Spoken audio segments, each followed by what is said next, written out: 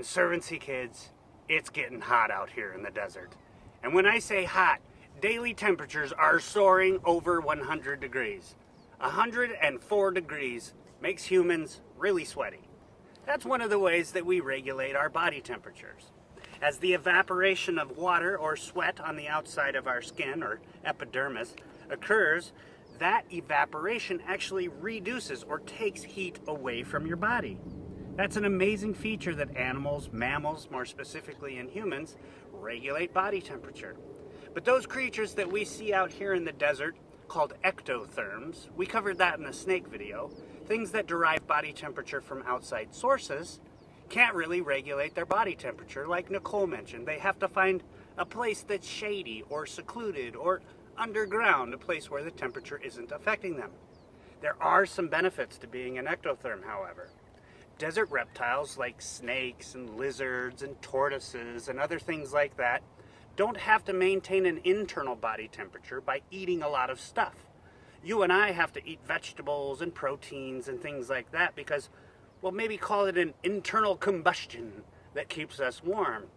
Snakes derive that temperature from outside sources, and so they don't have to eat a whole bunch to maintain that temperature. You hear that bird in the background? He was excited about something. That's really cool. So these snakes don't maintain their body temperature, so they don't have to eat as often as we do. Sometimes you'll see a snake that'll eat a rat or a lizard or something else. It'll hold that food for a long time, slowly digesting it. It's not busy going around trying to process it. One of the benefits is also being an egg-laying reptile, or oviparous. We call them egg-laying oviparous animals, is that they can leave those eggs behind, traipse off into the wilderness, and then basically nature takes its course, and those eggs hatch, and those hatchlings come out and are on their own. So there's not a lot of resources from the snakes or the lizards or the tortoises to have to go back and manage that clutch of eggs or manage that clutch of hatchlings. They're basically on their own. The next thing about that, and the cool thing about eggs, there's various temperatures that these eggs are stored at underground or in a burrow, things like that. One of the cool facts is that that temperature, or the temperature of those eggs, determines whether or not that's going to be a male or a female hatchling.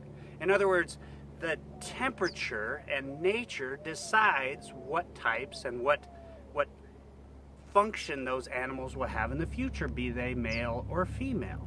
So as these populations grow, maybe they determine that there's got to be less females or determine that there's got to be less males. Homeostasis was a word that Nicole used. Nature always finds a balance. If something gets way out of whack, nature comes and brings the other side back into parity or back into balance. It's a good life lesson, and it's a good lesson from ectotherms. So join us next time when Nicole and I talk about one of the most charismatic and ambling lizards in the Sonoran desert, the Gila Monster. Not a Gila, not a monster, but you're gonna find out. Join us next time. Thanks for coming, and it's good to see you.